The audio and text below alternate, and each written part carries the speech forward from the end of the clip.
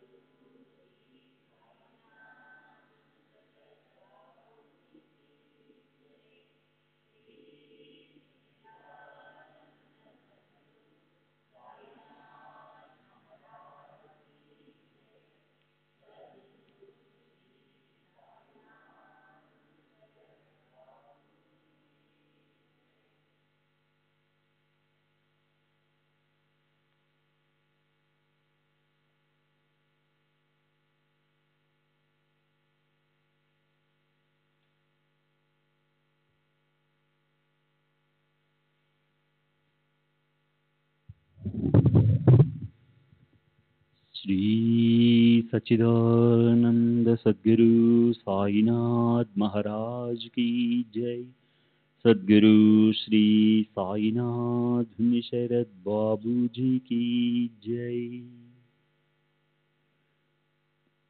శ్రీ సాయి భక్త అనుభవ సంహిత శ్రీమతి తర్కడ్ నిన్నటి తరువాయి. బాబా సాధారణంగా మాట్లాడిన మాటలను అర్ధరహితాలని కొందరు వ్యాఖ్యానిస్తారు. వాళ్ళ భావన ఆ విధంగా ఉంది కాబట్టి, పైగా ఆ మాటలు వాళ్ళను ఉద్దేశించినవి కాదు కాబట్టి వాళ్ళకి అవి నిస్సందేహంగా అర్ధరహితాలే అవుతాయి. ఎవరి శ్రేయస్సు కోసం బాబా ఆ మాటలు పలికారో వాళ్ళు మాత్రమే మాటలలోని మర్మాన్ని అర్థం చేసుకుంటారు. జయామణి జైసాభావ తయా తైసా అనుభవ, ఏ భావంతో మనం బాబాను దర్శిస్తామో అదే విధమైన అనుభవాన్ని మనకు వారు కలుగజేస్తారన్నదే దీని భావం. బాబా తమకెలాంటి సుఖాలు సౌకర్యాలు ఏర్పాటు చేయమని అడిగేవారు కాదు. బాబా ఉంటున్న మసీదు మొదట్లో శిథిలమై పాడుబడి పడిపోయేటట్లుండేది. భక్తులు దానిని మరమ్మతు చేయదలిచి బాబా అనుమతి అడిగారు. బాబా ఒప్పుకోలేదు. కానీ భక్తులు పట్టుబట్టి బాబా చావడులో నిందించే రాత్రి వేళల్లో మసీదు మరమ్మతులు పూర్తి చేశారు. షిరిడిలో మేము ఉపాసిని బాబానే కాక మరెందరో మహాత్ములను కలిశాము. షిరిడిలో రాధాకృష్ణ అయ్యను బ్రాహ్మణ వితంతువు బాబా సేవ చేసుకుంటూ గడిపేది. బాబా ఆరతి కావాల్సిన ఏర్పాట్లు చూసుకునేది. ఆమె వివిధ వస్తువులను తెమ్మని భక్తులను పురమాయించేది. ఆమెను అందరూ ఎంతో గౌరవ భావంతో చూసేవారు. 1915 ప్రాంతంలో మేము షిరిడి వెళ్ళినప్పుడు సాయిబాబా మమ్మల్ని ఆయి ఇంటికి వెళ్ళమని ఆదేశించారు. మేము అలాగే వెళ్ళి వసతి కల్పించమని ఆమెను అడిగాము. కానీ ఆమె తాను చెప్పిన పనులన్నీ చేస్తానంటేనే వసతి కల్పిస్తానని షరతు పెట్టింది. నేను అందుకు అంగీకరించి ఆమె చెప్పిన పనులన్నీ చేసేదానిని. ఆయికి కొన్ని దివ్య శక్తులుండేవి. ఎదుటివారి మనస్సు చదవగలిగేది. ఆమె నా గత చరిత్ర అంతా పోసగుచ్చినట్లు చెప్పింది. ఎప్పుడైనా బాబా తమకు ఫలానా వంటకం కావాలని అసాధారణ సందేశం పంపినప్పుడు ఆమె ఆ వంటకాన్ని సిద్ధంగా ఉంచి వెంటనే ఇచ్చి పంపేది. నాకేదైనా సందేశం వచ్చినప్పుడు నా మనస్సు చదివి నేను ఇవ్వదలిచిన సమాధానాన్ని ముందే ఆమె చెప్పేది. ఆయికి సాయిబాబాపై అమితమైన భక్తి శ్రద్ధలుండేవి. ఆమె బాబా సంస్థానానికి చేసిన సేవలు ఎనలేనివి. కానీ ఆమె చాలా పరుషంగా మాట్లాడేది అని చెప్పక తప్పదు. అందువల్ల ఎవరు ఆమెతో సఖ్యతగా ఉండేవారు కాదు. బహుశా మాలో సహనాన్ని పెంచేందుకే బాబా మమ్మల్ని ఆయి ఇంటికి పంపించి ఉండవచ్చు. బాబా ఆధ్యాత్మిక బోధన ప్రత్యేకంగా ఉండేది. వారు ఎవరికీ మంత్రోపదేశం చేయలేదు. వారెప్పుడూ యోగా, ప్రాణాయామం, కుండలిని మొదలైన వాటి గురించి మాట్లాడలేదు. కానీ ఆయా మార్గాలలో సాధన చేసేవారికి ఏదైనా సమస్య వచ్చినప్పుడు సాయిబాబాను ఆశ్రయిస్తే వారు ఆ లోపాన్ని సరిదిద్ది పంపేవారు. ఆసనాలు, ప్రాణాయామం అభ్యసిస్తున్న ఒక వ్యక్తికి వాటిలో ఏదో పొరపాటు జరిగి రక్త విరేచనాలు కాసాగాయి. అతను బాబా వద్దకు వచ్చి షిరిడిలో కొద్ది రోజులున్న తరువాత అతని ఆరోగ్యం కుదిరబడింది. మే 4వ తేదీ 1936 పూనా. రఘువీర్ భి పురందరే, రిటైర్డ్ గుమస్తా, జీఐపీ రైల్వే, వయసు 60 సంవత్సరాలు, బ్రాహ్మణుడు, దేశస్థ శుక్ల యజుర్వేది, కేల్వే మాహిం, తానా జిల్లా. తండ్రి భాస్కర పురందరే, ప్రస్తుత నివాసం సాయినాథ్ ఆశ్రమం, 59 బి ఫెరీ రోడ్, బాంద్రా. నాకు మొదటి నుండి సాధు సత్పురుషులను ఆశ్రయించాలనే కోరిక ఉండేది. నేను 1909లో మొదటిసారిగా సాయిబాబా పేరు విన్నాను. వారొక సత్పురుషుడని విని ఆకర్షితుడనయ్యాను. తరువాత వారు నా కలలో కనిపించి షిరిడి రమ్మన్నారు. అప్పుడు మా పెద్ద పాపకు 6 నెలల వయసు పెద్ద పాపకు అనారోగ్యంగా ఉండడంతో నేను షిరిడి వెళ్లేందుకు మా అమ్మ అభ్యంతరం చెప్పింది. కానీ నేను పట్టుబట్టి వాళ్ళను కూడా నాతో షిరిడి తీసుకువెళ్ళాను. మేము షిరిడి చేరిన 3 రోజులకు పాపకు నయమైంది. కానీ మేము ఇంటికి వెళ్ళడానికి బాబా అనుమతి ఇవ్వలేదు. 15 రోజులు షిరిడిలోనే ఉంచారు. నేను బాబాను ఏ కోరిక కోరలేదు. బాబా నా గురించి మా అమ్మతో చెబుతూ, మా అనుబంధం 7 శతాబ్దాల నాటిది. నేను అతడిని మరిచిపోను. అతను 2000 మైళ్ళ దూరంలో ఉన్నా నేనెప్పుడూ గుర్తుంచుకునే ఉంటాను. అతను లేకుండా నేను ఒక ముద్దైనా తినను అన్నారు. తర్వాత బాబా అనుమతితో నాసిక్ మీదుగా మేము నివసిస్తున్న దాదర్కు తిరిగి వచ్చాము. ఒకసారి నా భార్య కలరా సోకింది. ఆమెకు చికిత్స చేస్తున్న వైద్యుడు ఆశ వదులుకోమన్నాడు. అప్పుడు మా ఇంటి ఎదురుగా ఉన్న దత్తమందిరం ప్రక్కన సాయిబాబా నాకు దర్శనమిచ్చి నా భార్యకు ఊది తీర్థం ఇవ్వమని ఆదేశించారు. నేను అలాగే చేశాను. అరగంట తర్వాత ఆమె పరిస్థితి మెరుగుపడింది. డాక్టర్ వచ్చి చూసి ఆమెకు ప్రమాదం తప్పిందని చెప్పాడు. ఆమె కోలుకుంది. అప్పటి నుండి నేను తరచూ షిరిడి వెళ్ళి బాబా ఆదేశానుసారం ఎక్కువ రోజులు అక్కడే గడిపేవాడిని. అప్పుడప్పుడు బాబా కూడా నన్ను షిరిడి రమ్మని దీక్షిత్చే జాబు రాయించేవారు. నేను తరచుగా దీక్షిత్తో కలిసి బాబాను దర్శించేవాడిని. నేను చాలా పేదవాడిని అయినప్పటికీ ఏ ప్రాపంచిక ఉద్దేశాలతో షిరిడీకి వెళ్లేవాడిని కాదు. నేను ముందు నుండి చేస్తున్న ఉపాసననే కొనసాగించమని బాబా చెప్పారు. నేను విష్ణుమూర్తిని ఆరాధించేవాడిని. అందువల్ల ఆ ఉపాసననే కొనసాగించాను. బాబా పలుమార్లు నన్ను ₹2 దక్షిణ అడుగుతుండేవారు. ఒకసారి నేను బాబాను ఎందుకు నన్ను ఎప్పుడు ₹2 దక్షిణ అడుగుతున్నారు అని అడిగాను. అందుకు వారు, నేను అడిగింది నువ్వు అనుకుంటున్నట్టు ఈ రూపాయలు కాదు, ఒకటి నిష్ఠ, రెండవది సబూరి అన్నారు. నేను అవి మీకు ముందే సమర్పించాను అన్నాను. బాబా, అలాగే నీ నిష్ఠ చెదరకుండా కాపాడుకో, అంతేగాక నీవు చేసిన వాగ్దానాలన్నీ నెరవేర్చు, నీవెప్పుడు సత్యాన్ని అంటిపెట్టుకో, అప్పుడు నీవు ఎక్కడున్నా అన్ని సమయాలలో నేను నీతోనే ఉంటాను అని హామీ ఇచ్చారు. దానికి నేను, బాబా మీరు చెప్పినట్లుగా నడుచుకోవడానికి ప్రయత్నిస్తాను, కానీ ఆ మనస్సు నా ఆధీనంలో ఉండేటట్లు మీరు అనుగ్రహించాలి అన్నాను. దానికి వారు సమ్మతించారు. ఇదంతా నా ప్రథమ దర్శనంలోనే జరిగింది. బాబా నన్ను సొంతంగా ఒక ఇల్లు కొనుక్కోమని ప్రోత్సహించారు. నా జీతం నెలకు ₹35. బాబా కొనమని చెప్పగానే నేను బాంద్రాలో స్థలం కొన్నాను. మొదట్లో నిర్మాణం కొంచెం ఆలస్యమైనందుకు బాబా నాపై రాళ్లు రువ్వేవారు. నా పరిస్థితి చూసి చాందోర్కర్, దీక్షిత్ తాము ఇల్లు కట్టించిస్తామని ముందుకొచ్చారు. కానీ బాబా ఒప్పుకోలేదు. ఎవరిని 1 పైసా కూడా అడగవద్దు, నేను నీకు సహాయం చేస్తానని బాబా అన్నారు. నేను ఆఫీసులో 500 రూపాయలు అప్పు తీసుకుని ఇల్లు కట్టడం ప్రారంభించాను. చివరకు బాబా అనుగ్రహంతో 3 సంవత్సరాలలో దానిని పూర్తి చేశాను. అది ఊరికి దూరంగా జనసంచారం లేని ప్రదేశంలో ఉండేది. అప్పుడు బాబా మా ఇంట్లోనే తానున్నానని, నన్ను నా భార్యను కాపాడుతుంటానని చెప్పారు. అందువల్ల నేను అక్కడే ఉండిపోయాను. నేను ఇప్పటికీ ఆ ఇంట్లోనే నివసిస్తున్నాను. శ్రీ సచ్చిదానంద సద్గురు సాయినాథ్ మహారాజ్ కీ జై. సద్గురు శ్రీ సాయినాథ్ శరద్ బాబూజీ కీ జై.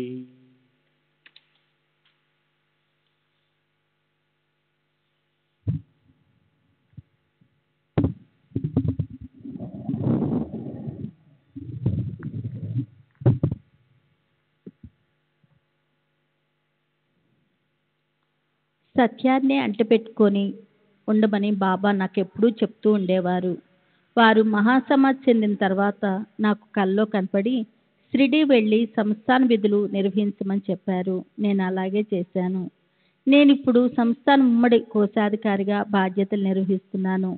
విధి నిర్వహణలో బాగా నేను చేయవలసిన పనులు, చేస్తున్న పనులు అన్నీ వారి నిర్దేశకత్వంలోనే జరుగుతున్నాయని నేను గుర్తిస్తున్నాను. బాబా నన్ను హెచ్ఎస్ దీక్షిత్కు సహకరించమని చెప్పేవారు. అలాగే నాకు సహకరించమని దీక్షిత్కు చెప్పేవారు. మేమిద్దరము అత్యంత సన్నిహిత మిత్రులుగా మెలిగేవాళ్ళము. ధ్యానాన్ని గురించి బాబా నాతో ఎప్పుడూ మాట్లాడలేదు. అంతేకాక తమనే పూజించమని బాబా ఎవరితోనూ చెప్పలేదు. తమ తమ ఇష్టదైవం యొక్క ఉపాసనను కొనసాగించమని చెప్పేవారు. ఆయా భక్తులకు వారి ఉపాసనా దైవాల రూపంలో బాబా దర్శనమిచ్చేవారు. 1913లో మా అమ్మ పండ్రీపురం వెళదామని ఒత్తిడి చేసింది. నేను ఈ విషయం బాబాకు చెప్పలేదు. బాబా తమంతట తాముగా ఆ ప్రస్తావన తెచ్చి, అమ్మా పండ్రి ఎప్పుడు బయలుదేరుతున్నావు అని మా అమ్మని అడిగారు. ఆ రోజు మసీదులో నా భార్యకు, మా అమ్మకు రుక్మిణీ సమేత విఠలునిగా బాబా దర్శనమిచ్చారు. వాళ్ళు ఆనందంతో పులకించిపోయారు. ఆపై పండ్రి ప్రయాణము మానుకున్నారు. బాబా తరచూ మా అమ్మను, అమ్మ పండ్రి ఎప్పుడు వెళ్తున్నావు అని అడిగేవారు. దానికి ఆమె, నా దేవుడు ఇక్కడే ఉన్నాడు, షిరిడియే నా పండ్రి అని జవాబు చెప్పేది. ఒకసారి నా భార్య ప్రసవానికి ముందు అనారోగ్యంతో బాధపడింది. బాబా ఆమె కల్లో కనపడి ఊది రాశారు. వెంటనే ఆమె మేల్కొని, లేవండి బాబా వచ్చారు, దుని నుండి వెచ్చటి ఊది తీసి పెడుతున్నారు, నా శరీరం అంతా కాలిపోతుంది అంటూ కలవరించసాగింది. తర్వాత ఆమెకు ఆరోగ్యం చేకూరింది. ఆ విధంగా ఆమెకు ఎన్నోసార్లు బాబా కనిపించేవారు. నేను కష్టాల్లో ఉన్నప్పుడు బాబా పటం ముందు కూర్చొని ఏడ్చేవాడిని. బాబా వెంటనే నా ముందు ప్రత్యక్షమై నన్ను ఓదార్చేవారు. మాధే పండ్రీపుర సాయిబాబా రమావర, షిరిడియే నా పండ్రీపురము, శ్రీ సాయియే నా విఠలుడు అనే చరణము షిరిడి హారతల్లో భాగమై గత 30 సంవత్సరాల నుండి అందరూ పాడుకుంటున్నారు. నానాసాహెబ్ చందోర్కరు జామేర్లో మమస్తారుగా పనిచేస్తున్నప్పుడు అతని కుమార్తె ప్రసవం కష్టమై ప్రమాద పరిస్థితి ఏర్పడినప్పుడు రామ్గిరి గోసావి అను వాని చేత బాబా ఊది పంపారట. అతను ఇప్పటికీ షిరిడీలో జీవించే ఉన్నాడు. రామ్గిరి భువాను బాబా బాబుగిర్ అని పిలిచేవారు. రామ్గిరి జాల్నా స్టేషన్లో ఉన్నప్పుడు అతడికి ఒక గుర్రబండి నడిపి అతను కనపడి టాంగాలో రామ్గిర్ను జామేర్ చేర్చి టాంగాతో సహా అంతర్ధానమయ్యాడట. టాంగాను చందోర్కర్ పంపలేదట. బాబా పంపిన ఊదితో చందోర్కరు కుమార్తెకు సుఖప్రసవమైందట. ఈ వృత్తాంతాన్ని నానాసాహెబ్ నాకు చెప్పాడు. అతనికి బాపు అను 2 కుమారులున్నారు. వారిప్పుడు కళ్యాణ్లోనున్న చందోర్కర్ వాడాలో ఉన్నారు. కుమార్తె పూనాలో ఉంది. చందోర్కర్కు తమ గొప్ప సంస్కృత పండితుడనే గర్వం ఉండేది. ఒకసారి బాబా తద్విద్ది ప్రణిపాతేన అన్న భగవద్గీత శ్లోకానికి అర్థం చెప్పమన్నారు. చందోర్కరు తనకు తెలిసిన అర్ధతాత్పర్యాలు చెప్పాడు. నానా చెప్పిన అర్థం సరికాదని చెప్పి బాబా సరైన అర్థం వివరించారు. బాబాకు సంస్కృత పరిజ్ఞానం కలదని వారు అప్పుడప్పుడు భాగవతంలోని శ్లోకాలను ఆయా భక్తులకు సందర్భోచితంగా చెప్పేవారని నానా చెప్పాడు. దీని ద్వారా నాన్న చెప్పింది నిజమేనని తెలుస్తుంది. ఈ లీల సచ్చరిత్రలోని దాస్కన్ రచించిన భక్త లీలామృతంలోని 31, 32, 33 అధ్యాయాల్లోనూ, సంతకథామృతంలోని మొదటి అధ్యాయంలోనూ, దాబోల్కర్ రచించిన భావార్థ దీపికలోనూ వివరించబడింది. అద్వైతం మొదలైన వాటి గురించి బాబా మాట్లాడగా నేనెప్పుడూ వినలేదు. ఎల్లప్పుడూ అల్లా రక్షిస్తాడు, పేదలకు పెన్నిది భగవంతుడు, గరీబ్ కో అల్లా వాలి హై, అల్లా అచ్చా కరేగా అని పలికేవారు. అన్ని జీవుల్లో తామున్నట్లు బాబా నాకెప్పుడూ చెప్పలేదు. కానీ వారు తరచుగా దైవంతో తాదాత్మ్యాన్ని చెంది ఉండేవారు. ప్రాణాయామం కుండలిని మొదలైన సాధనాల గురించి కూడా వారెప్పుడు మాట్లాడలేదు. నేను కూడా వాటిని గురించి ఎప్పుడు పట్టించుకోలేదు. ఎవరైతే ఈ మసీదులో అడుగెడతారో వాళ్ళు గమ్యాన్ని చేరుకుంటారు. జో కోయి ఏ మసీద్ జిత్ మే ఆవే, జిస్కా మసీద్ జిన్ మే పాయా లగా ఉస్కా బేటా పార్ద్ హై. ఎవరి మంచితనం ఎట్లా ఉంటే వారి అభివృద్ధి కూడా అట్లాగే ఉంటుంది. జైసే జిస్కే నియత్ వైసే ఉన్కా బర్కత్ అనేవారు బాబా. బాబా దేహత్యాగం ముందుగా సూచించుట. 1916 విజయదశమి నాడు షిరిడీలో సిమోల్గనం ఉత్సవం జరుగుతూ ఉంది. ఆ రోజు గ్రామస్తులందరూ సెమి వృక్షాన్ని పూజించి సెమి ఆకులు ఒకరికొకరు పంచుకొని ఊరి పొలిమేరలు దాటుతారు. అదే సిమోల్గనం. ఆ రోజు బాబా కోపావేశాలతో ఉగ్రరూపం దాల్చారు. తమ కప్ని, లాంగోటి, తలగుడ్డ అన్నీ దునిలో వేసి తగలబెట్టారు. భక్తులు వారిని సమీపించి, బాబా, ఈ పర్వదినాన మీరు ఎందుకు ఇలా చేస్తున్నారు అని అడిగారు. అప్పుడు బాబా, ఇదే నా సిమోల్గనం, అంటే సరిహద్దులు దాటటము అని చెప్పారు. ఈ సంఘటన బాబా మహాసమాధి చెందడానికి అంటే 1918 విజయదశమికి సరిగ్గా 2 సంవత్సరాల ముందు జరిగింది. 2 గంటలు బాబా అలా నగ్నంగా ఉన్న తర్వాత భక్తులు బలవంతంపై కొత్త లంగోటి, కప్ని, తలగుడ్డ ధరించారు. పండుగ నాడు అందరూ కొత్త బట్టలు ధరించే విధంగా బాబా కొరకు భక్తులు ఎప్పుడూ కొత్త బట్టలు సిద్ధంగా ఉంచేవారు. అదే రోజు అనారోగ్యంతో ఉన్న రామచంద్ర దాదా పాటిల్తో తాత్యా పాటేలు 2 సంవత్సరాల తర్వాత ఇదే రోజున మరణిస్తాడు అని బాబా చెప్పారు.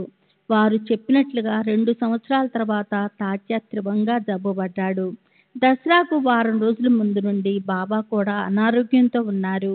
తాత్యా लोग समझ दात कि अपना निराले आहेत, पण के लोक चुकीचे समजतात. मी तुम्हा मध्य आहे, తుమ్కి మధ్య ఆహేత్. అంటే ప్రజలందరూ తాము ఒకరి నుండి ఒకరు వేరని తలుస్తారు, కానీ అది నిజం కాదు. నేను నీలో ఉన్నాను, నీవు నాలో ఉన్నావు అని 1913-14 ప్రాంతంలో బాబా అన్నారు. ఇంకా నీవు ఈ విధంగా ఆలోచిస్తూ ఉంటే అప్పుడు ఈ మాటల్లోని భావం నువ్వే తెలుసుకుంటావు అన్నారు. నేనే పరమ సత్యాన్ని అని బాబా చెప్పలేదు. తాము సర్వజీవుల్లో ఉన్నామని బాబా చెప్పారు. తాత్యా కోలుకున్నాడు, కానీ బాబా నిర్యాణం చెందారు. తాత్యాను బ్రతికించేందుకు బాబా తమ ప్రాణాన్ని ఫలంగా పెట్టారని అందరూ అనుకున్నారు. ఇలాంటి సంఘటనలు ఇతర మహాత్ముల జీవితాల్లో కూడా జరిగాయి. ఈనాటికి బాబా తమ భక్తులను కాపాడుతున్నారు. నా జీవితంలో జరిగిన మరో సంఘటన వివరిస్తాను. 1932లో నేను కీళ్ల జబ్బుతో తీవ్ర అనారోగ్యానికి గురై మృత్యువుకు దగ్గరయ్యాను. యమదూతులు నా ప్రాణాన్ని తీసుకెళ్ళటానికి సమీపిస్తున్నారు. అప్పుడు బాబా వచ్చి నా మంచంపై కూర్చొని నా చేతిని తీసుకొని తమ మోకాలపై ఉంచారు. సమీపిస్తున్న యమదూతలను తరిమి కొట్టి నన్ను రక్షించారు.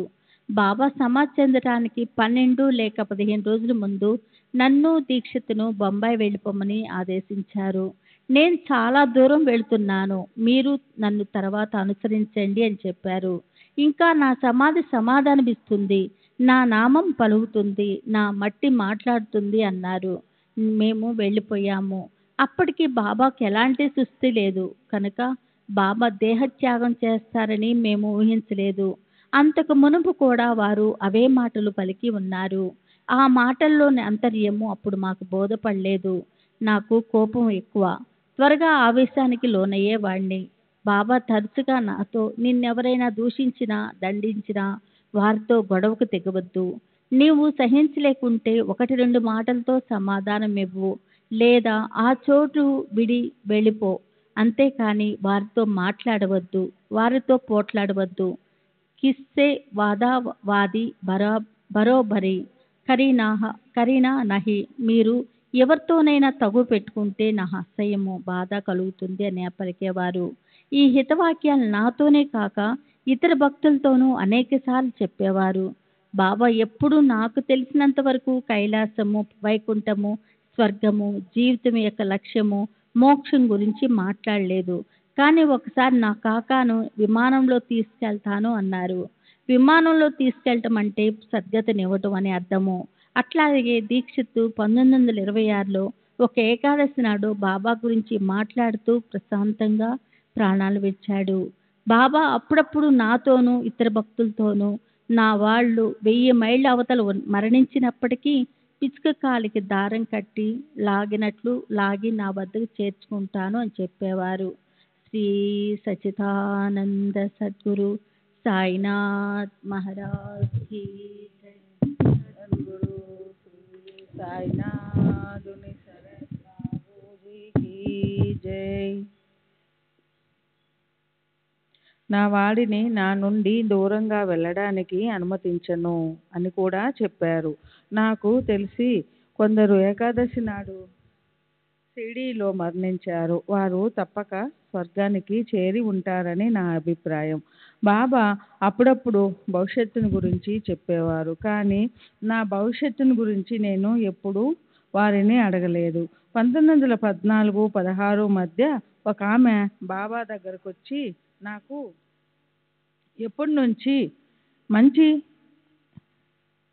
ఎప్పుడు మంచి జన్మ లభిస్తుంది అని అడిగింది. బాబా నీ మరు జన్మలో అని సమాధానం ఇచ్చారు. ఆమె మరుసటి రోజు తన ప్రస్తుత జన్మను అంతం చేసుకోదలచి వెళ్ళి బావిలో దూకేసింది. కానీ ఆమెను ఎవరో రక్షించారు. బాబా సశరీరులుగా ఉన్నప్పుడు ఒకసారి సగున్మేర్ నాయకుని పిలిచి అన్నంలో నెయ్యి కలిపి దానిలో కొంత దునికి సమర్పించి మిగతాది నాకు తీసుకురా అన్నారు. అతను అలాగే చేశాడు. బాబా ఆ నివేదనను స్వీకరించారు.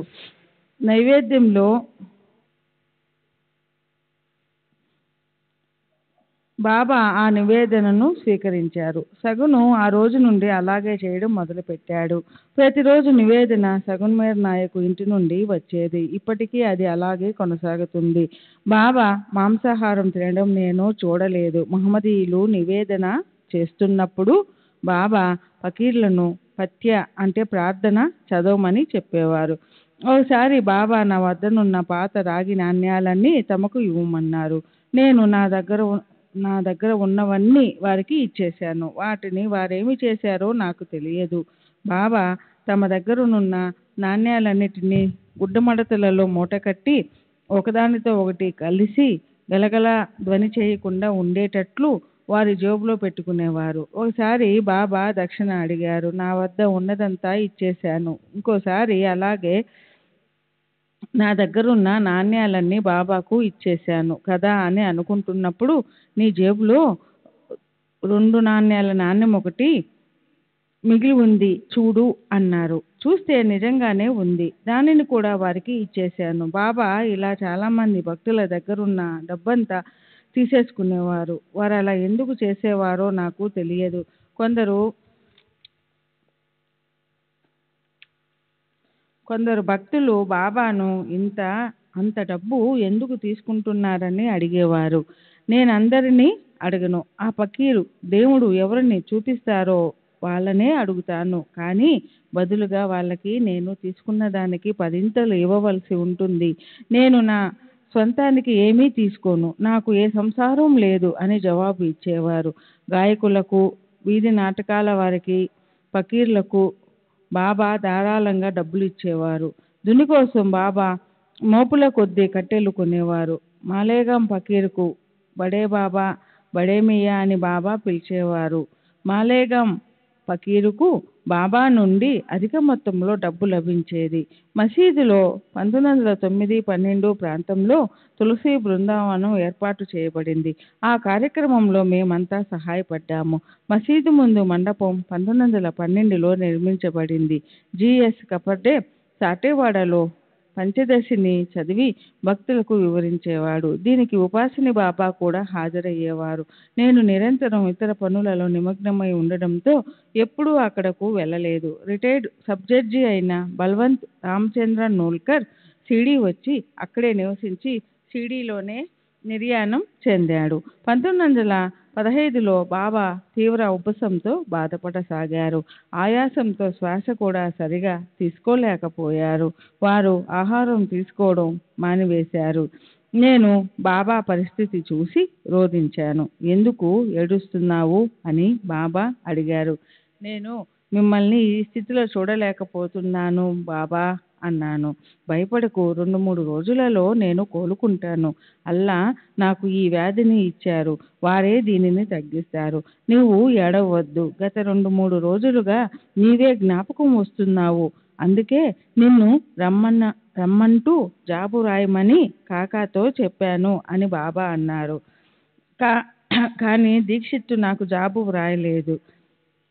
అసలు జరిగిన విషయం ఏమిటంటే బాబా ఆజ్ఞ మేరకు దీక్షిత్తు నాకు జాబు రాయబోతూ ఉంటే అతనే వస్తున్నాడు, జాబు రాయ అవసరం లేదు అని బాబా అన్నారట.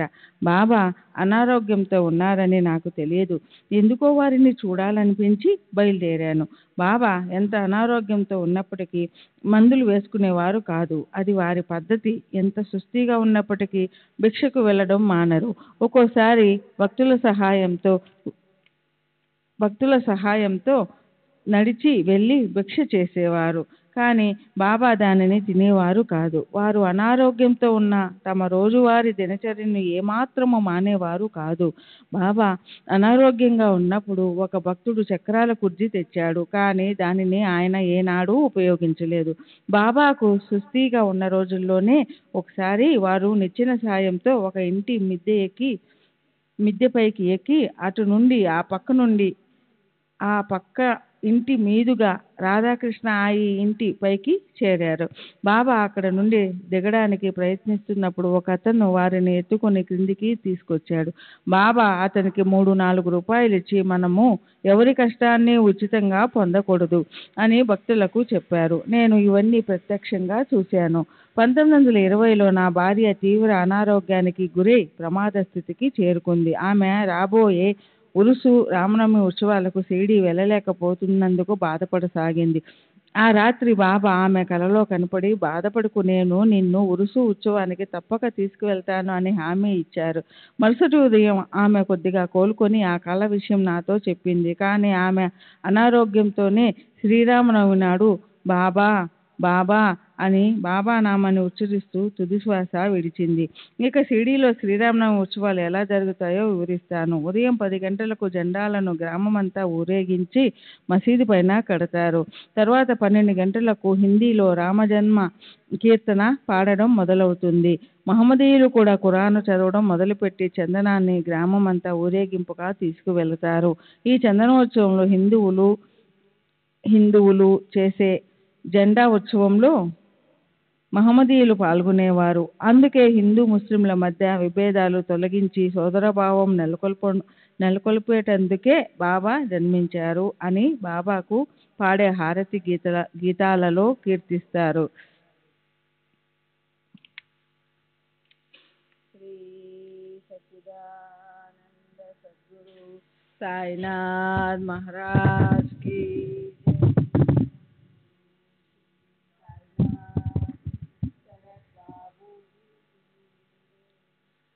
శ్రీ సచ్చిదానంద సద్గురు సాయినాథ్ మహారాజ్ की जय। सद्गुरु श्री साईनाथ धनी शरद बाबू जी की जय।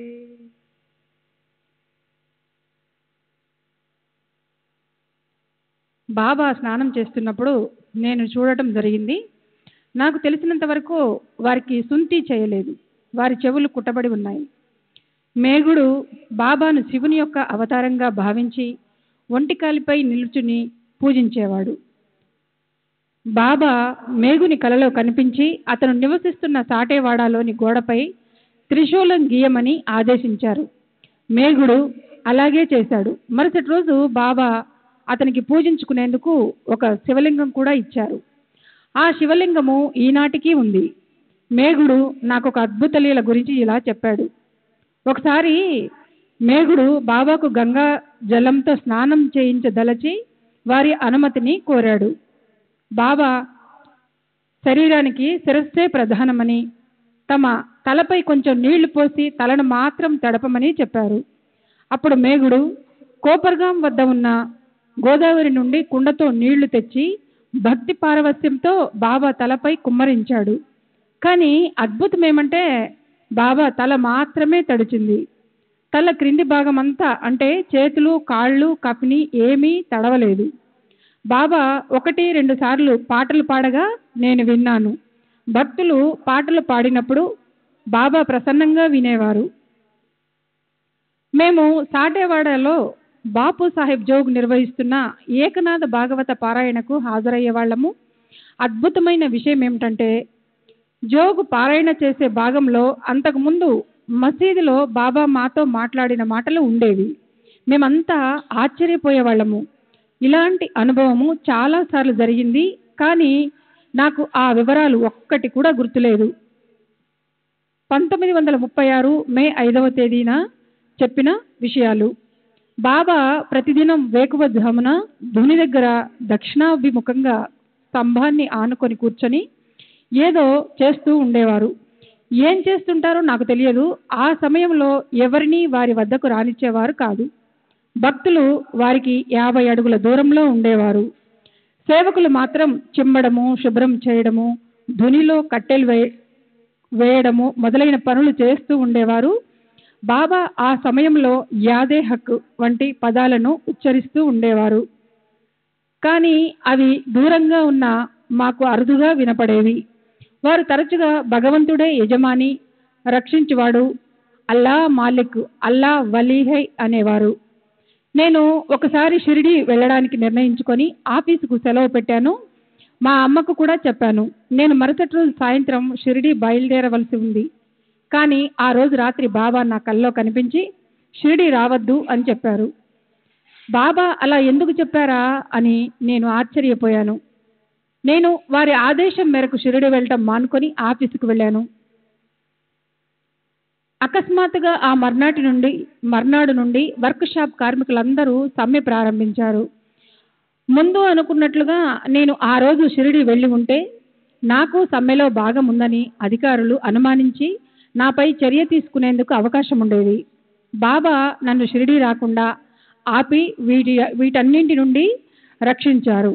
ఇంజనీరుగా పనిచేస్తున్న రఘునాథ్ ముకుంద్ గారి మనమడు యశ్వంతరావు 1911 లేక 1912లోనో గురు పూర్ణిమకు నా వెంట షిరిడి వచ్చాడు. అప్పుడు షిరిడీలో కలరా ప్రబలి ఉంది. యశ్వంతరావు నాకన్నా ముందుగా ఊరికి తిరిగి వెళ్ళదలుచుకోలేదు. కానీ అతనిని ఇంటికి వెళ్ళమని ఆదేశిస్తూ బాబా ఊది ఇచ్చారు. అయినా అతడు బయలుదేరదలుచుకోలేదు. బాబా దగ్గర సెలవు తీసుకున్నాడు కనుక వెళ్ళడమే మంచిదని అతనికి నేను చెప్పాను. కానీ అతను షిరిడీలోనే ఉండిపోయాడు. ఆ రాత్రి అతనికి కలరా సోకి మరునాటి ఉదయం చనిపోయాడు. మేఘుడు మరణించడానికి 2-3 రోజుల ముందు అనారోగ్యంతో ఉన్నప్పుడు బాబా అతనికి ఊది ఇచ్చారు. అతను మరణించినప్పుడు బాబా చూడడానికి వెళ్ళారు. అతని శవాన్ని పూలతో కప్పి కన్నీరు కార్చారు. అంతేకాదు శవాన్ని దహనం చేసినప్పుడు శ్మశానానికి కూడా వెళ్ళారు. నేను ఒకసారి షిరిడి నుండి ఇంటికి బయలుదేరాను. ఆ రోజు సోమవారం సంత జరిగే రోజు. మన్మాడు వెళ్లే చివరి రైలు కోపర్గాంలో సాయంత్రం 6:30 గంటలకు బయలుదేరుతుంది. కానీ బాబా 4:30 గంటల వరకు వెళ్ళడానికి అనుమతించలేదు. అంతేకాదు రేగేను నాతో బయలుదేరమన్నారు. మేము ఎడ్లబండి మాట్లాడుకొని బయలుదేరాము. గోదావరి తీరం చేరేటప్పటికి 6:45 అయ్యింది. అక్కడి నుండి గోదావరి దాటి కోపర్గాం 7:45 చేరాము. అప్పటికి మేము వెళ్ళవలసిన రైలు వెళ్ళిపోయింది. ఆ రోజుల్లో 6:30 గంటల తర్వాత కోపర్గాం నుండి మన్మాడుకు వెళ్లేందుకు రైళ్లు లేవు. అయితే ఆ రోజు ఒక స్పెషల్ రైలు నడుస్తుందని, అది 8:15 వస్తుందని స్టేషన్లో తెలిసింది. ఆ రైలులో మన్మాడు చేరి అక్కడి నుండి ఇంటికి చేరుకున్నాము. మొదటిసారి బాబాను దర్శించడానికి వెళ్ళినప్పుడు నన్ను శాలకు వెళ్ళమన్నారు. నాకు అర్థం కాలేదు. శాల అంటే రాధాకృష్ణ ఆయి ఇల్లని దీక్షిత్ చెప్పాడు. నేను అక్కడికి వెళ్ళాను. ఆమె తలుపు తీయకుండానే ఎవరని అడిగింది. నేను చెప్పాను. కానీ ఆమె నన్ను లోనికి రానియలేదు. నేను 10 నిమిషాలు అక్కడే నిరీక్షించి మసీదుకి వెళ్ళాను. బాబా శాలకు వెళ్ళావా అని అడిగారు. వెళ్ళాను, కానీ ఆమె తలుపు తీయలేదని వారికి చెప్పాను. మళ్ళీ వెళ్ళు అని ఆదేశించారు. నేను మళ్ళీ వెళ్ళగానే ఆమె తలుపు తీసి నా కాళ్లపై పడి ఏడవసాగింది. నేను ఎంతో ఆశ్చర్యపోయాను. ఆమె ప్రవర్తన నాకు అర్థం కాలేదు. ఆనాటి నుండి ఆయి చనిపోయేంత వరకు మాతృ ప్రేమను నాకు పంచింది. నేను కూడా ఆమెను తల్లి వల్లే ప్రేమించసాగాను. ఆమె నాకు సర్వస్వం అయ్యింది. ఆమె ఇచ్చే ఆదేశాలు పాటిస్తూ షిరిడీలో నేను ప్రతి నిమిషం బాబా సేవలో గడిపేవాడిని. ఆమె నా చేత ఎక్కువగా తన ఇంట్లోనూ అప్పుడప్పుడు మసీదులోనూ పనులు చేయించేది. ఆయి ఒక విచిత్రమైన స్వభావం కలది. ఆమె భక్తి పారవస్యంతో పాటలు, కీర్తనలు ఎంతో శ్రావ్యంగా పాడేది. ఒక్కొక్కసారి పాటను మధ్యలో ఆపి విపరీతంగా నవ్వసాగేది, లేదా గద్గద స్వరంతో పాడుతుండేది, లేదా వెక్కిళ్ళు పెట్టి ఏడుస్తూ పాడలేక ఆపేసేది. నేను ఆఫీసుకు సెలవు పెట్టి షిరిడీ వెళ్ళేవాడిని. కానీ సెలవు ముగిసిన తర్వాత కూడా తరచూ బాబా నన్ను షిరిడీలోనే ఉంచేవారు. 1912 సంవత్సరంలో ఒకసారి సెలవు ముగిసిన తర్వాత దీర్ఘకాలం షిరిడీలోనే ఉంచేశారు. శ్యామ తదితరులు బాబా దగ్గరకు వెళ్ళి, పురందరే యొక్క యజమాని అతన్ని తప్పుపడతాడేమో, అతన్ని వెళ్ళనివ్వండి అని ప్రార్థించారు. బాబా, నేనే అతని యజమానిని అంటూ నన్ను షిరిడీలోనే ఉంచేశారు. ఇలా ఆ సంవత్సరంలో సెలవు ముగిసిన చాలా రోజులకు ఒక గురువారం రోజున 1 గంటకు తిరిగి ఆఫీస్కి వెళ్ళాను. నేను సెలవు తీసుకోకుండా ఆఫీసుకు గైరాజరు అయినందుకు ఫోర్మెన్ సంజాయిషి అడుగుతూ ఉన్నతాధికారికి ఫిర్యాదు చేశాడు. నేను ఏమీ జవాబు చెప్పకుండా రాజీనామా పత్రాన్ని సమర్పించాను. ఉన్నతాధికారి అయిన విల్సన్, డిప్యూటీ సూపరింటెండెంట్, నన్ను పిలిపించి, ఇన్ని రోజులు ఎక్కడున్నావని అడిగారు. షిరిడీలోని సాయిబాబా వద్ద ఉన్నానని సమాధానం ఇచ్చాను. అతని విషయం అంతా తెలుసుకొని మాట్లాడకుండా నా రాజీనామా పత్రాన్ని చించి చెత్తబుట్టలో వేశాడు. ఉన్నతాధికారి చేసిన పని ఫోర్మెన్కు నచ్చలేదు, కానీ నన్నేమీ చేయలేకపోయాడు. ఉన్నతాధికారి ఫోర్మెన్తో, అతను నీ క్రింది ఉద్యోగి కానీ పనివాడు కానీ కాదు అని నన్ను ఉద్దేశించి అన్నాడు. 6 నెలలు గడిచిన తర్వాత నాకు ప్రమోషన్ వచ్చింది. అదే ఫోర్మెన్ నా క్రింది ఉద్యోగి అయ్యాడు. శ్రీ సచిదానంద సద్గురు సాయినాథ్ మహారాజ్ కీ జై. సద్గురు శ్రీ సాయినాథ్ శరత్ బాబూజీ కీ జై.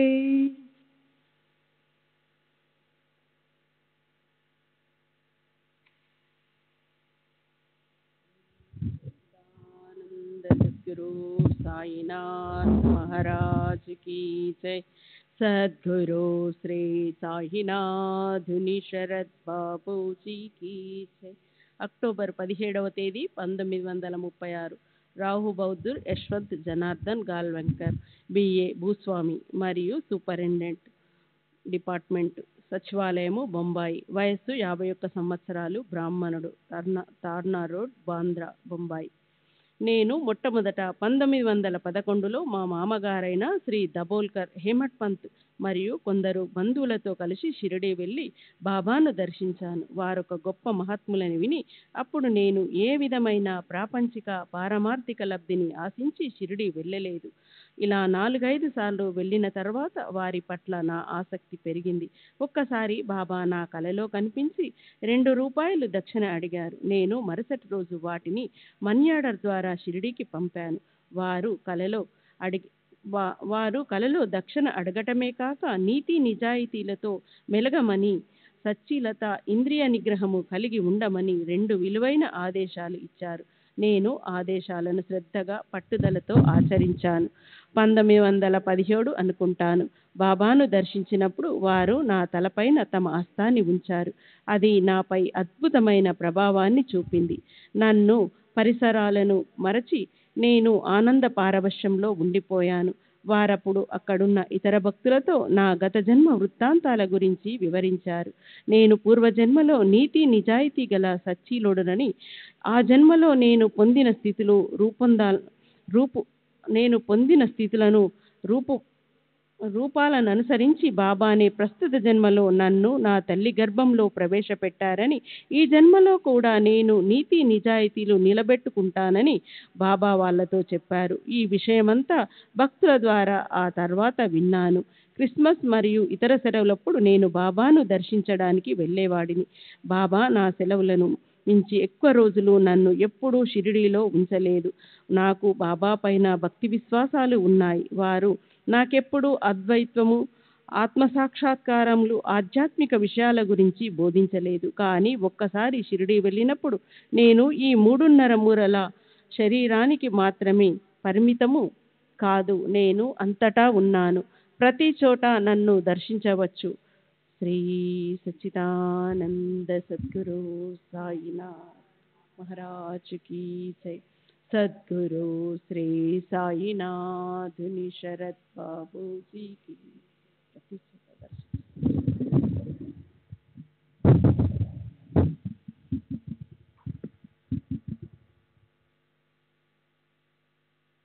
అని పలకడం నేను విన్నాను. నేను అంతటా ఉన్నాను, ప్రతి చోట నన్ను దర్శించవచ్చు అని పలకడం నేను విన్నాను. నేను భగవద్గీత, భాగవతంలోని ఏకాదశ స్కంధమైన ఏకనాథ భాగవతాన్ని నిత్యం పారాయణ చేసేవాడిని. ఈ గ్రంథాలు పారాయణ చేయమని దీక్షిత్ జోగ్లను ఆదేశించినట్లుగా బాబా నన్ను ఆదేశించలేదు. కానీ శ్రీ సాయిబాబా ఇచ్చిన స్ఫూర్తితోనే నేనీ పారాయణ చేస్తున్నానని నా నమ్మకం. మహాసమాధి చెందడానికి ముందు వారితో సన్నిహిత బంధం ఏర్పరచుకోలేకపోయినందుకు నేనిప్పటికీ బాధపడుతున్నాను. అప్పుడు నేను చిన్నవాడిని కాబట్టి ఇప్పుడున్నంత శ్రద్ధ నాలో ఉండేది కాదు. బాబాను దర్శించిన వారిలో ఆత్మసాక్షాత్కారం పొందడానికి అర్హత ఉన్నవారు కొద్దిమంది మాత్రమే. వారిలో కూడా ఉన్నత స్థాయిని సాధించిన వారు కొందరే. నేను మొదటిసారి షిరిడీ వెళ్ళినప్పుడు జరిగిన సంఘటన ఇది. బాబాను దర్శించడానికి వాడా నుండి మసీదుకు వెళుతుండగా బాబా దక్షిణ అడుగుతారనే విషయం దారిలో గుర్తుకొచ్చింది. తిరిగి వాడాకెళ్ళి 2 రూపాయలు తీసుకొని మసీదుకు వెళ్ళాను. బాబాను దర్శించినప్పుడు వారు దక్షిణ అడిగారు. నేను 2 రూపాయలు సమర్పించాను. వారు అంతకు మించి దక్షిణ అడగలేదు. నేను సమర్పించదలిచిన 2 రూపాయలు మాత్రమే తీసుకున్నారు. వారి అంతర్యామిత్వానికి ముగ్ధుడనయ్యాను. బాబా నాకు ప్రసాదించిన దానితో నేను సంతృప్తిగా జీవితం కొనసాగిస్తున్నాను. 1921లో అనుకుంటాను, నేను నా కుటుంబంతో కాశీ ప్రయాగ యాత్రలకు బయలుదేరాను. మేము ప్రయాగలో ఒక గైడుని ఏర్పాటు చేసుకున్నాము. అతను ప్రయాగలో ఉన్న పవిత్ర ప్రదేశాలన్నింటినీ చూపించాడు. మేము భరద్వాజాశ్రమంలో ఉన్నప్పుడు అక్కడి వాతావరణం నన్నెంతో ప్రభావితం చేసింది.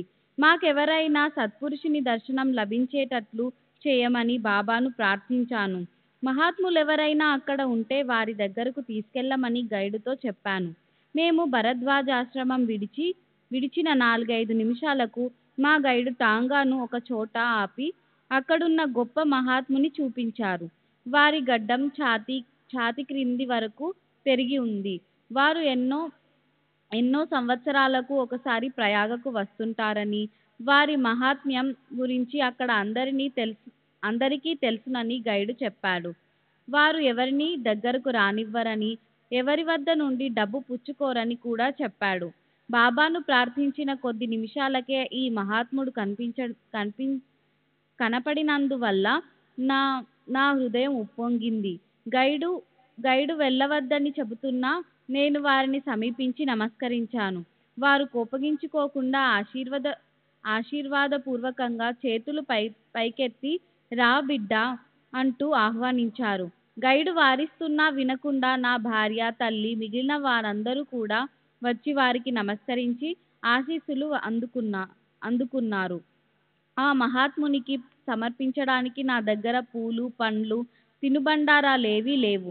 అందువల్ల నా దగ్గరున్న 3 అణాలు వారికి దక్షిణగా సమర్పించాను. దక్షిణ స్వీకరించడం వారి పద్ధతికి వ్యతిరేకమైనప్పటికీ నేనిచ్చిన నాణాలను ప్రసన్నంగా చూసి జేబులో వేసుకున్నారు. ఇదంతా చూస్తున్న గైడు ఆశ్చర్యపోయాడు. బాబానే ఆ విధంగా ఆదరించి దక్షిణ స్వీకరించారని నేను భావించాను. బాబా నాకు దివ్యానుభూతిని అనుగ్రహించినప్పటి నుండి నా దృష్టి ఆధ్యాత్మిక చింతన వైపు మళ్ళింది. 1932లో నాకు ఒక కల వచ్చింది. కలలో బాబా కనిపించి నీకేం కావాలి అని అడిగారు. నాకు ప్రేమ కావాలని, ప్రేమ తప్ప మరేదీ వద్దని చెప్పాను. బాబా ప్రేమను అనుగ్రహించి అదృశ్యమయ్యారు. అప్పటి నుండి నేను ధ్యానంలో ఉన్నప్పుడు, పారాయణ చేస్తున్నప్పుడు ప్రేమవాహిని నాలో పరవళ్ళు త్రొక్కేది. శ్రీ సచ్చిదానంద సద్గురు సాయినాథ్ మహారాజ్ కీ జై. సద్గురు శ్రీ సాయినాథుని శరత్ బాబూజీ కీ.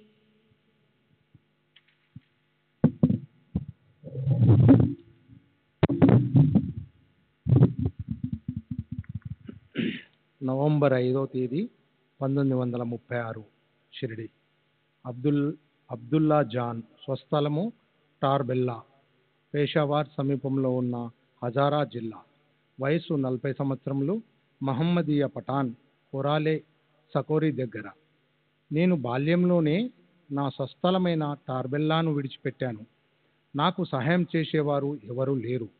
మొదటి నుండి నాకు మక్కా దర్శించాలనే కోరిక ఉండేది.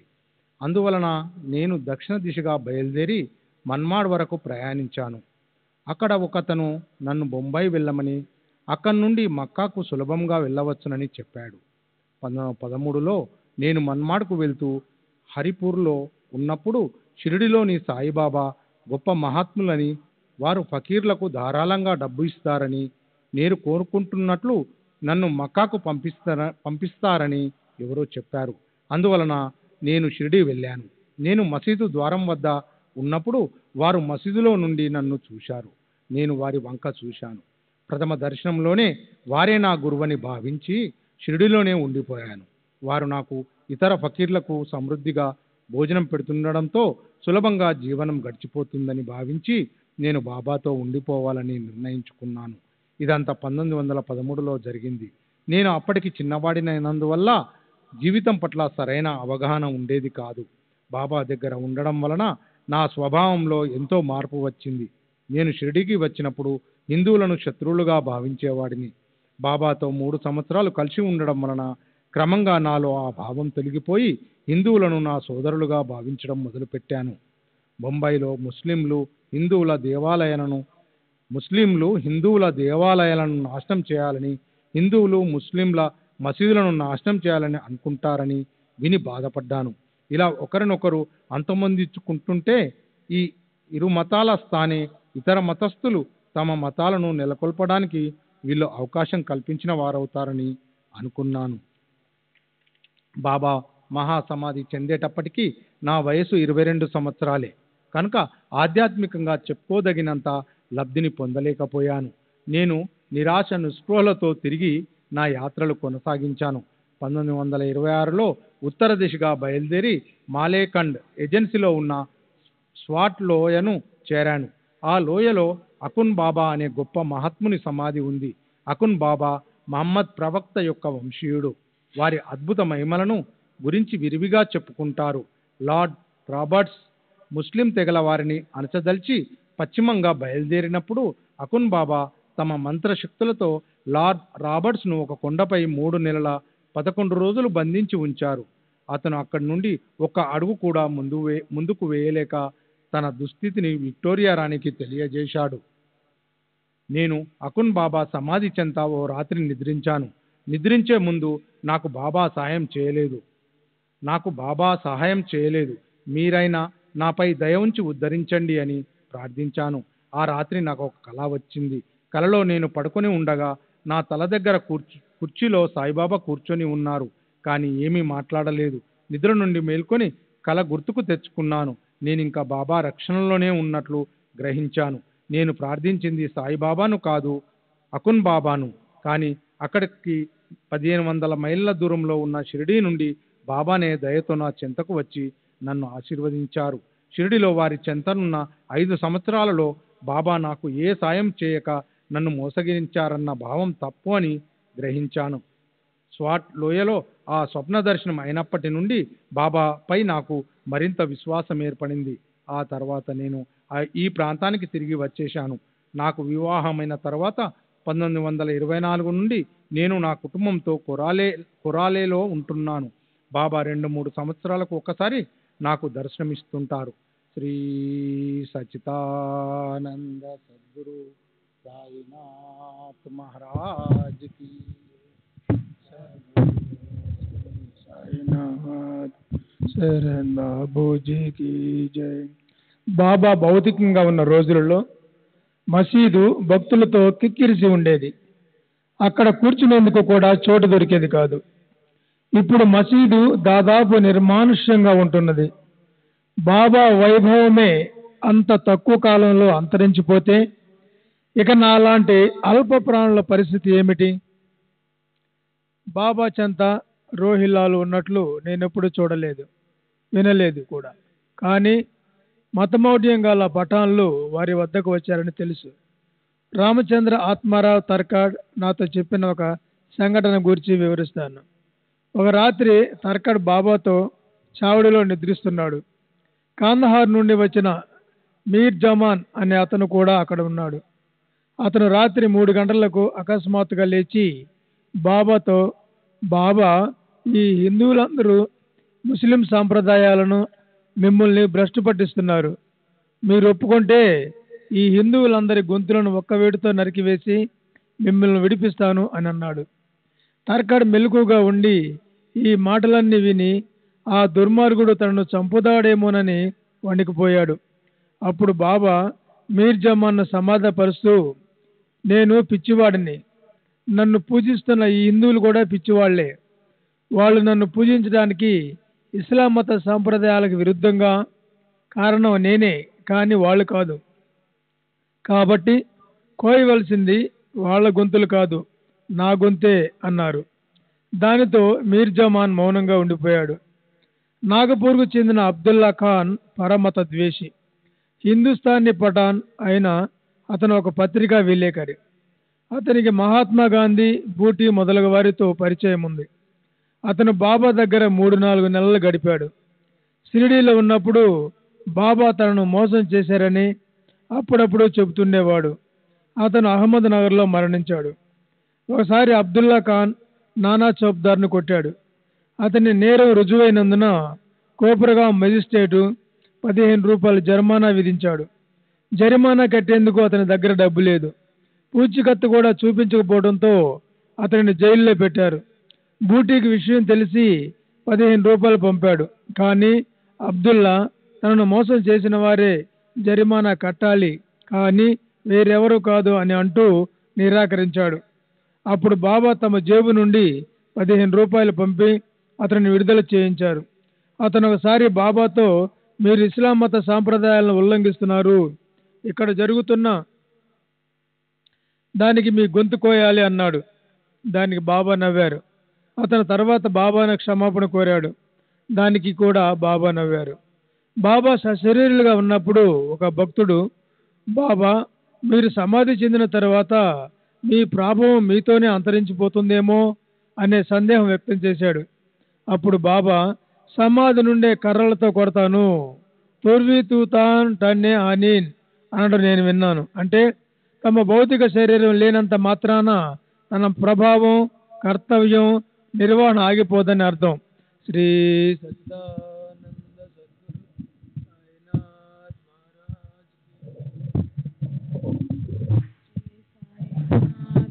శరత్ బాపూజీకి జై.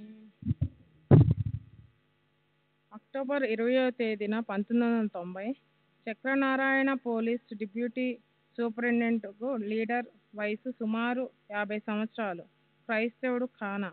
1918లో బాబా సమాధి చెందినప్పుడు నేను కోపర్గాంలో షాజ్ షాజ్దా షాజ్దార్గా సబ్ ఇన్స్పెక్టర్గా పనిచేస్తున్నాను.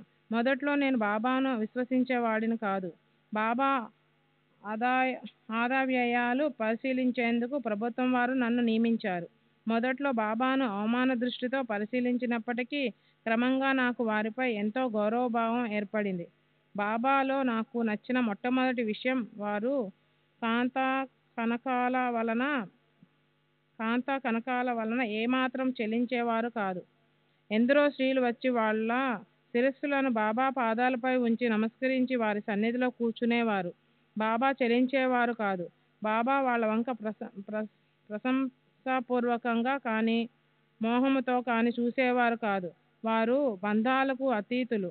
ఒక డబ్బు విషయాల్లో బాబాకు క్షుణ్ణంగా పరిశీలించాము. వారికి డబ్బంటే గడ్డిపూచతో సమానం. భక్తులు స్వచ్ఛందంగా వారికి దక్షిణలు సమర్పించేవారు. దక్షిణ ఇవ్వని వారిని ద్వేషించడం, నిందించడం, నిరాదరించడం జరిగేది కాదు. భిక్ష విషయంలో కూడా అంతే. ఎవరేది పెట్టినా తీసుకొని అందరికీ పంచేవారు. దక్షిణల విషయాల్లో కూడా అలాగే జరిగేది. బాబా తమకు వచ్చిన దక్షిణల మొత్తాన్ని భక్తులకు ధారాళంగా ఇచ్చేసేవారు. మరో అద్భుతమైన విషయం ఏమిటంటే ఒక్కొక్క రోజు వారికి దక్షిణ రూపంలో వచ్చిన మొత్తం కంటే ఎక్కువ మొత్తం భక్తులకు పంచేవారు. అధికంగా పంచిన డబ్బు ఎక్కడ నుంచి వచ్చేదో మాకు అర్థమయ్యేది కాదు. దీనిని బట్టి వారికి దివ్యశక్తులున్నట్లు గ్రహించాము.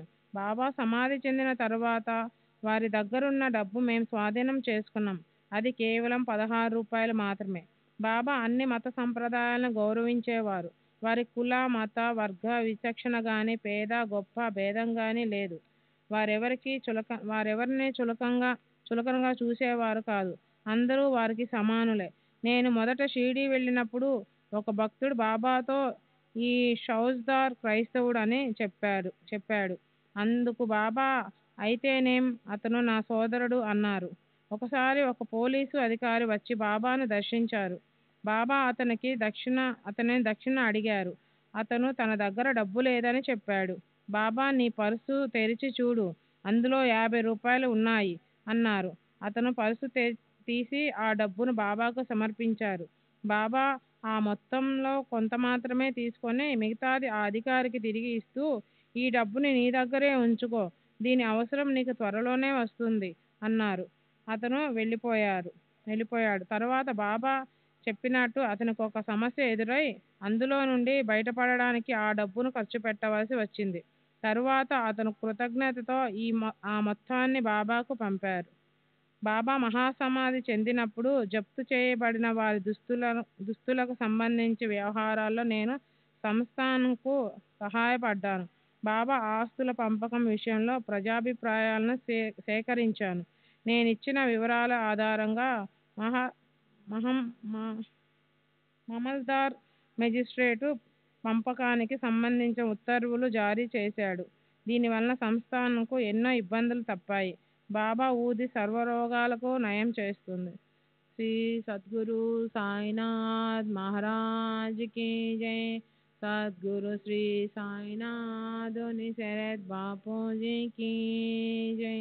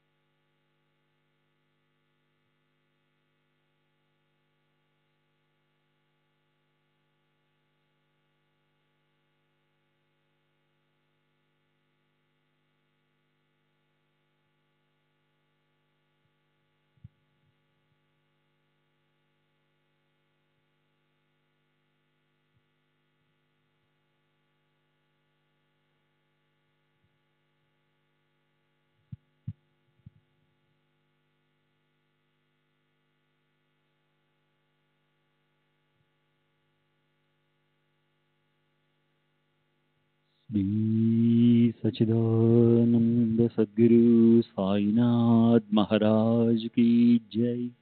सद्गुरु श्री साईनाथ धुनी शरद बाबू जी की जय।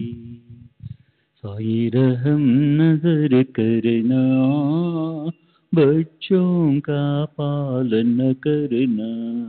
साई रहम नजर करना, बच्चों का पालन करना। जाना तुमने जगत पसारा, सब ही झूठ जमाना। जाना तुमने जगत पसारा, सब ही झूठ जमाना। साई रहम नजर करना, बच्चों का पालन करना। साई रहम नजर करना, बच्चों का पालन करना। मैं अंधा हूँ बंदा आपका, मुझसे पद दिखलाना। मैं अंधा हूँ बंदा आपका, मुझसे पद दिखलाना। साई रहम नजर करना, बच्चों का पालन करना। साई रहम नजर करना, बच्चों का पालन करना। दास गण कहे अब क्या बोलूं, थक गई मेरी रसना। दास गण कहे अब क्या बोलूं, थक गई मेरी रसना। साई रहम नजर करना, बच्चों का पालन करना। साई रहम नजर करना, बच्चों का पालन करना। रहमो नजर करो अब मोरे साई, तुम बिना नहीं मुझे माँ बाप भाई। रहमो नजर करो मैं अंधा हूँ बंदा तुम्हारा।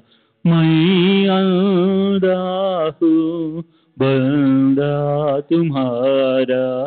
मैं ना जानू, मैं ना जानू, मैं ना जानू अल्लाह इलाही।